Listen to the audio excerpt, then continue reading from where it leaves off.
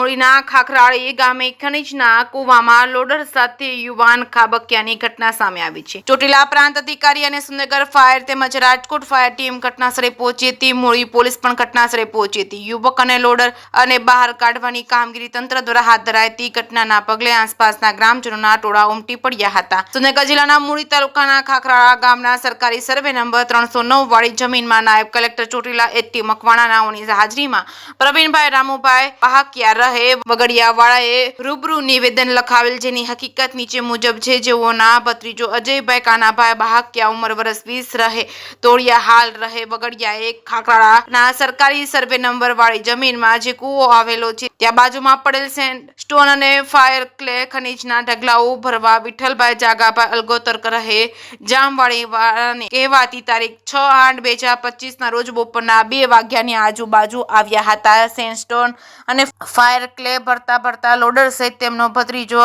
અજયભાઈ કૂવામાં પડી ગયા હતા. છેલ્લા 4 મહિનાથી અજયભાઈ વિઠ્ઠલભાઈ જાગાભાઈ અલગોતરના કહેવા મુજબ કામ કરતો હતો અને સેન્ડસ્ટોન અને ફાયર ક્લે ભરીને વોશ પ્લાન્ટ જામવાડી ખાતે દળવા લઈ જવાના હતા અને ઉપરોક્ત વિગત મુજબ હાલ ક્રેન દ્વારા લોડર અને અંદર પડેલ વ્યક્તિને બહાર કાઢવાની કામગીરી શરૂ છે. જે.કે. સિંગુદતી સાથે મહેશ ઉતિરિયા, સુરેન્દ્રનગર. મારું નામ Rahim Joban, station fire officer, Rajkot fire and emergency service. શું ઘટના બની છે ને શું વિગત છે?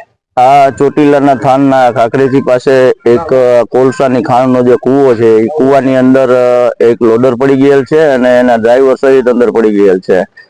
એ બાબતનો પ્રાંત અધિકારી અને એસડીએમ સાહેબનો અમારા કંટ્રોલ રૂમમાં ફોન મળતા ત્યાંથી રેસ્ક્યુ કામગીરીમાં હાલ ઘટના સ્થળ ઉપર અમે પહોંચી ગયા છીએ અને કામગીરી શરૂ કરી દીધી. કેટલી સાથે જોડાયેલી છે? અમારી યારે ફાયર ફાઈટરોની 8 જણાની ટીમ છે અને ઓફિસર તરીકે હું છું. અને કેટલો ઊંડો છે આ કૂવો? આશરે 150 ફૂટ જેટલો ઊંડો છે અને પ્લસ 35 થી 50 ફૂટ જેટલું પાણી ભરેલું છે. અંદર ઓઇલ અને કેમિકલ જેવું છે. એના માટે BSH ની મદદ લીધી છે અને બોડી હાર્નેસ બાંધી અને જે રોપ રેસ્ક્યુના સાધનો પહેરી અંદર હૂંફની મદદથી કેમેરાથી જોયું છે, અંદર સર્ચિંગ કરી લીધું છે કે અંદર લોડરે પડેલ છે પ્લસ કેઝ્યુઅલ્ટી પણ છે. ડ્રાઈવરે એનો અંદર જ છે, પણ ગેસ જેવું હોય, ઓઇલ અને કદડો કાળો વધારે હોય, કઈ દેખાતું ન હોય, જેથી ક્રેનની મદદ લઈ અને અંદર હૂંક બનાવેલો છે અને હૂંકથી લોડર પેલા ફસાવી લેશું. એટલે જો કેઝ્યુઅલ્ટી હારે આવી જાય તો પછી કેઝ્યુઅલ્ટીને કાઢી લેશી અને લોડર પણ બહાર નીકળી જશે. કેટલું રેસ્ક્યુ ગણાય? રેસ્ક્યુ એટલે ઊંડાઈ કૂવાની વધારે છે અને આશરે એમ માનો કે 10 ફૂટની ગોલાઈ, જેને આપણે ભમરીયો કૂવો કહી છે, ગોળ કૂવો. એટલે બીજું કોઈ અંદર સપોર્ટિંગ નથી. અંદર જે રસા કે રસી લઈને ઉતરી છે તો ઉપરથી પથ્થર પડે છે, એટલે બહુ રિસ્કી કામગીરી ગણાય. મૂળી તાલુકાના ખાખરાળા અને સાયલા તાલુકાના ચોરવીરાની જે સીમ છે ત્યાં સરકારી સર્વે નંબર 309માં આજથી 3 થી 4 વર્ષ અગાઉ જે જામવાળીના વિઠ્ઠલ જાગા અલગોતર છે તેઓ દ્વારા મોટા પ્રમાણની અંદર અહીંયા કુવાઓ ગેરકાયદેસર ગાળી અને કોલસો કાઢવામાં આવેલો હતો અને આ કુવાઓ હજુ પણ યથાવત જ એમ જ પડેલા છે.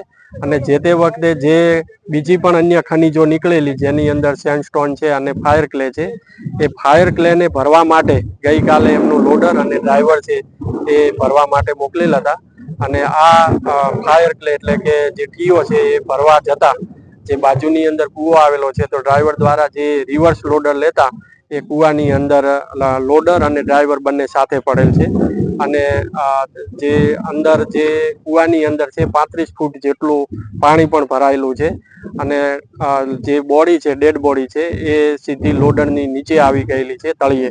એટલે હાલ જે કામગીરી રેસ્ક્યુની ચાલી રહી છે એની અંદર અમોએ ફાયર બ્રિગેડ રાજકોટ અને ફાયર બ્રિગેડ સુરેન્દ્રનગર તેમજ ચોટીલાની ક્રેનની મદદ લઈ અને કાર્યવાહી હાથ ધરેલી છે. હાલની પરિસ્થિતિ શું છે સર? હાલની પરિસ્થિતિ આ જે બોડી છે એ બોડી છે એ અંદર પાણીની અંદર લોડરની નીચે આવેલી છે અને એને કાઢવા માટે પ્રથમ છે લોડર કાઢવું પડશે, ત્યારબાદ ડેડ બોડી નીકળશે.